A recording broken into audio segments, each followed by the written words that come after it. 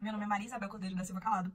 Eu sou estudante da Faculdade de Direito da Universidade Federal da Bahia, bolsista PIBIC com apoio do CNPq sob orientação do professor Fábio Periandro de Almeida Rich. O título do meu projeto de pesquisa é A Crise do Estado Democrático de Direito no Brasil frente à ascensão da extrema-direita, uma análise sobre a condução do STF nos processos envolvidos do dia 8 de janeiro de 2023. Os crimes ocorridos nesse dia chocaram o Brasil não somente pela extensão dos danos, como também por evidenciar um movimento violento de tentativa de abolição do Estado Democrático de Direito no país para, enfim, a instalação de uma ditadura militar. E para nortear a nossa pesquisa, foi estabelecida a seguinte pergunta. Na defesa das instituições democráticas, houve excesso por parte do STF quanto das decisões dos processos criminais envolvendo os fatos ocorridos no dia 8 de janeiro de 2023.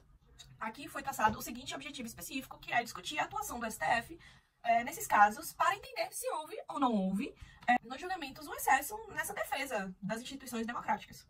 E foram estabelecidos também 3 objetivos específicos, que é o de compreender a lógica do Estado Democrático de Direito brasileiro e o papel do STF na sua defesa, o de compreender os acontecimentos do dia 8 de janeiro e analisar esses julgados.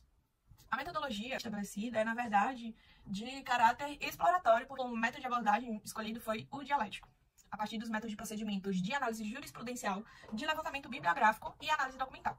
Aqui eu gostaria, antes de trazer os resultados, falar um pouco sobre como foi o percurso dessa pesquisa. Ela foi dividida em 2, no qual, primeiramente, para encontrar os objetivos específicos 1 e 2, foi feita a análise documental e o levantamento bibliográfico, e assim a gente partiu para a segunda fase, que foi a da análise jurisprudencial.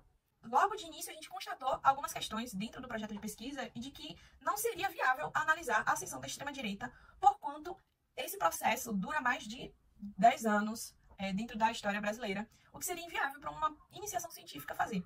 Então, foram estabelecidos novos objetivos específicos, um novo problema, estes que eu acabei de relatar para vocês.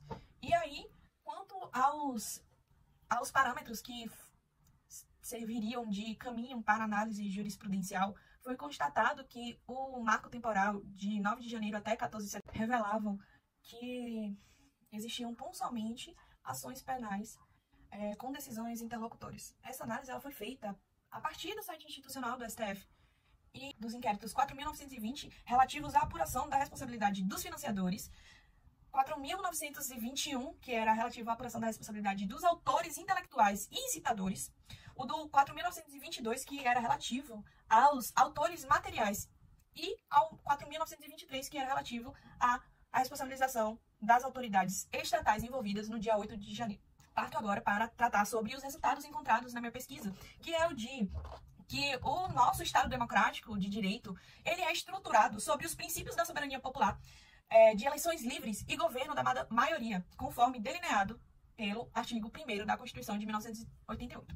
A fim de assegurar a proteção e a efetivação dos direitos e dos valores constitucionais, o Supremo Tribunal Federal recebeu amplas competências do Poder Constituinte originário, atuando, então, enquanto Tribunal Constitucional foro especializado para as autoridades estatais e Tribunal Recursal.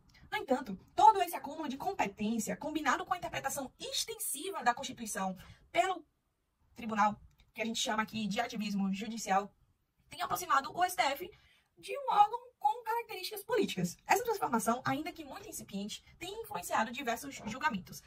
Então, entre os eventos do dia 8 de janeiro representaram uma verdadeira afronta ao Estado Democrático de Direito e àquilo que está posto na Constituição. Contudo, o Estado de Direito ele já vinha sendo desrespeitado desde o início dos acampamentos daqueles eleitores da base bolsonarista que duvidavam do resultado das eleições e que defendiam a deposição do presidente eleito e a intervenção das Forças Armadas para a imposição de uma ditadura militar. O dia 8 de janeiro, então, marcou o auge desse grande processo que quase resultou verdadeiramente em um golpe de Estado.